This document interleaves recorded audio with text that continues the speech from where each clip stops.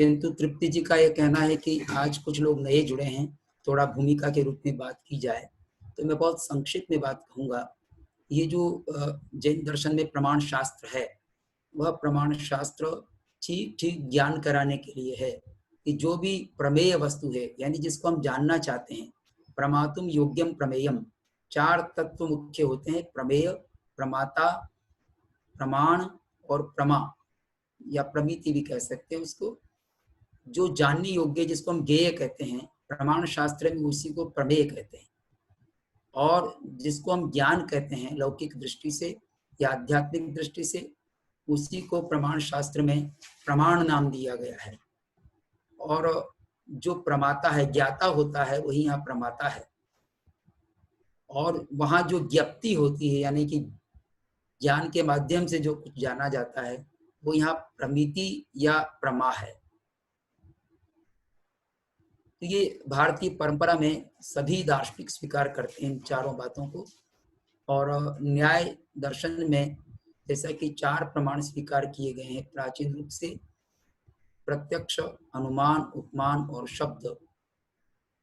चार्वाक एक ही प्रमाण स्वीकार करता है, प्रत्यक्ष। बौद्ध 2 प्रमाण स्वीकार करते हैं, प्रत्यक्ष और अनुमान। वैशेषिक भी 2 प्रमाण स्वीकार करते हैं, लेकिन हेमचंद्राचार्य ने किसी एक पक्ष को लेकर उनके 3 प्रमाणों का उल्लेख किया है, प्रत्यक्ष, अनुमान और शब्द प्रमाण का या आप्त वचन का। सांख्य भी इन 3 प्रमाणों को स्वीकार करता है। और 5 प्रमाण स्वीकार करते हैं मीमांसक प्रभाकर गुरु, जो अनुपलब्धि सहित 5 प्रमाण मानते हैं, प्रत्यक्ष, अनुमान, उपमान, प्रत्यक्ष, अनुमान, उपमान, शब्द और अनुपलब्धि, अर्थापत्ति सहित 5 प्रमाण मानते हैं। और भाट्ट मीमांसक अनुपलब्धि या अभाव को भी प्रमाण मानकर प्रमाण की संख्या 6 स्वीकार करते हैं।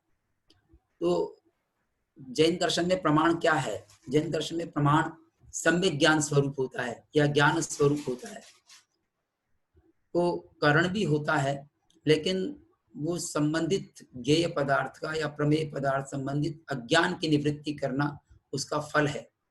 क्या है? उपादेय और उपेक्षा का बोध कराना उसका फल है कि जिस वस्तु को हम जान रहे हैं वो ग्रहण करने योग्य है, उपादेय है, या त्यागने योग्य है, या उपेक्षा करने योग्य है, अर्थात उपेक्षणीय है। ये 3 प्रकार का ही अर्थ होता है। इन 3 प्रकार के अर्थ या पदार्थ का ज्ञान हमको प्रमाण से होता है। और जैन परंपरा में चूंकि ज्ञान का खूब विवेचन हुआ है, स्थानांक सूत्र में, भगवती सूत्र में या षटखंडागम आदि में, और भी अन्य आगमों में, उत्तराध्ययन सूत्र आदि में भी 5 ज्ञानों का विवेचन प्राप्त होता है। तो जैन दार्शनिकों ने उन 5 ज्ञानों को ही प्रमाण के रूप में स्थापित किया है।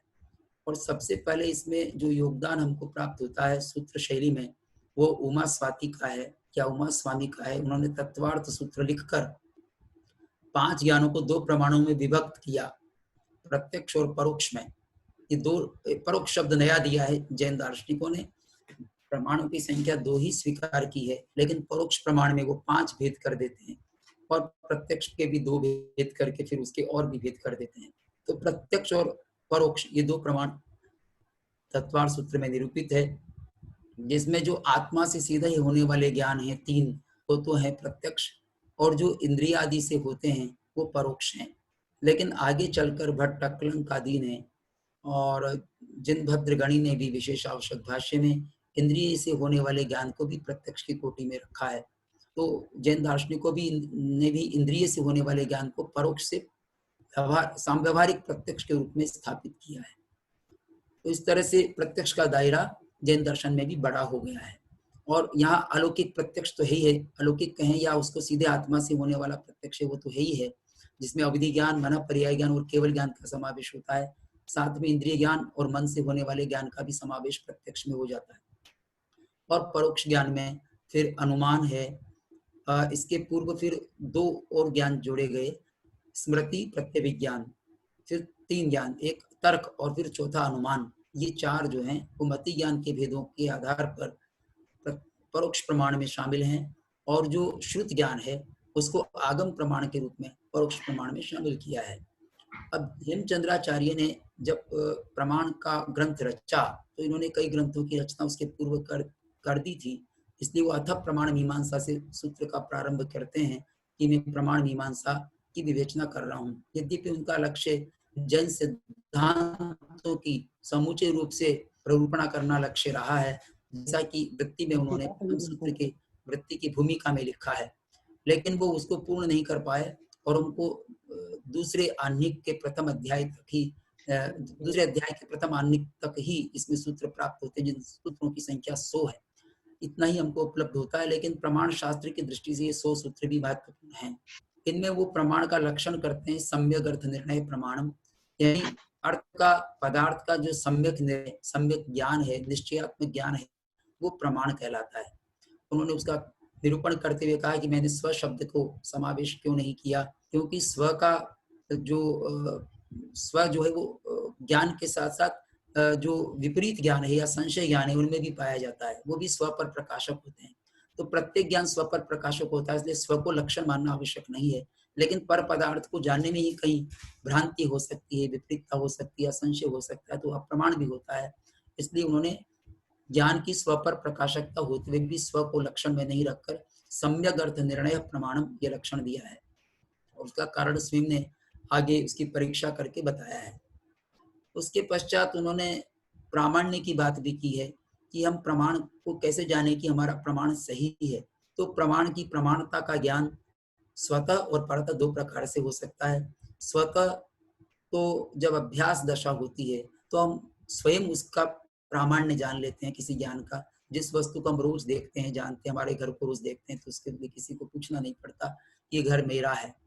जिन परिवार के लोगों को हम रोज देखते हैं, मिलने जुलने वालों को रोज देखते हैं, जिन संत मुनिराजों के दर्शन करते हैं या मंदिर में जाते हैं, या जो मार्ग हम जानते हैं, उसके लिए किसी अन्य प्रमाण की आवश्यकता नहीं होती, वो स्वतः प्रमाण है अभ्यास दशा में। और जिनको हम नहीं जानते हैं, तो वहाँ जानते हुए भी प्रमाणित करने के लिए किसी अन्य से भी पूछा जाता है कि ये वही व्यक्ति है, क्या ये वही रास्ता है, क्या ये वही भवन है, इत्यादि के रूप में, तो वो परतः प्रामाण्य होता है। इस तरह से स्वतः तो होता है अभ्यास दशा में, और अनभ्यास दशा में परतः प्रामाण्य होता है। इसकी भी चर्चा उन्होंने की है। और फिर ये कहा है कि जो गृहीत ग्राही ज्ञान है वह भी प्रमाण होता है। उसके पहले ही कह दिया है, गृहीत ग्राही ज्ञान भी जैन दर्शन में प्रमाण होता है। जिसको एक बार जान लिया है उसको दोबारा जानने में कोई हानि नहीं है, उससे वो अप्रमाण नहीं हो जाता। जिस वस्तु को मैंने जाना है कि ये एटलस है भारत का, उस एटलस को दोबारा जानने में मेरा ज्ञान कोई अप्रमाण भूत नहीं हो जाता। गृहीत ग्राही ज्ञान भी प्रमाण ही होता है। तो जिस एटलस को जाना है उस एटलस में वो भी आज भी वो मैं उसको प्रमाणभूत ही समझता हूँ। भारत का नक्शा जो बना हुआ है, अप्रमाण तब हो सकता है जब भारत विखंडित हो गया हो, तब नया जब एटलस आएगा तो मैं उसको प्रमाण मानूंगा। फिर नए के बाद में रोज रोज तो कोई बदलाव नहीं होता, लेकिन जब से वो अब तक उसमें कोई परिवर्तन नहीं आया उसके भूभाग में, तब तक तो उसको प्रमाण माना जा सकता है। तो वो तो प्रतिक्षण गृहीत ग्राही ज्ञान को भी हम प्रमाण मान सकते हैं। और उन्होंने मीमांसकों का इससे खंडन किया है। साथ ही साथ दिगंबर परंपरा में जो माणिक्य नंदी और भट्ट अकलंक के, उनकी मान्यता का भी खंडन किया है, क्योंकि उन्होंने प्रमाण में अपूर्व शब्द का या अनधिगत शब्द का संयोजन किया है। तो उन्होंने ये भी कहा है कि गृहीत ग्राही होने से ज्ञान प्रमाणभूत नहीं हो जाता, और द्रव्यार्थिक नए की दृष्टि से प्रमाणभूत मानते हो, गृहीत ग्राही मानते हो, तो वो संभव नहीं है, क्योंकि द्रव्यार्थिक नए से तो वस्तु एक सी रहती है, तो उसमें गृहीत ग्राहीपना घटित नहीं होता। और अगर पर्याय में गृहीत ग्राहीता मानते हो, तो पर्याय तो प्रतिक्षण नहीं बदल रही है, उसमें गृहीत ग्राह्यता होती नहीं है। तो आपका एक कथन किस अपेक्षा से है? ये दिगंबरों से कहा है कि ये प्रमाण की अपेक्षा से है या द्रव्यार्थिक नए की दृष्टि से है, दोनों दृष्टि से उचित नहीं बैठता है। फिर जैन परंपरा में स्मृति को भी प्रमाण माना गया है, और स्मृति गृहीत ग्राही जो वस्तु पहले जानी उसी को जानता है स्मृति प्रमाण, तो उसको प्रमाण माना जाता है। तो गृहीत ग्राही ज्ञान को प्रमाण मानने में कोई बाधा नहीं है। इस प्रकार से गृहीत ग्राही ज्ञान का प्रामाण्य स्पष्ट किया गया है। अब हम जो चर्चा कर रहे हैं वो कर रहे हैं कि जो प्रत्यक्ष प्रमाण से भिन्न, प्रमाण के दो भेद कर दिए हैं, एक तो प्रत्यक्ष और दूसरा परोक्ष। फिर प्रत्यक्ष परोक्ष भेद करने के साथ ये कहा गया कि दूसरे दार्शनिक कौन कौन से प्रमाण मानते हैं, और जो चार्वाक है वो प्रत्यक्ष के से अलावा कोई प्रमाण दूसरा नहीं मानता। तो प्रत्येक से भिन्न प्रमाण मानने की आवश्यकता है।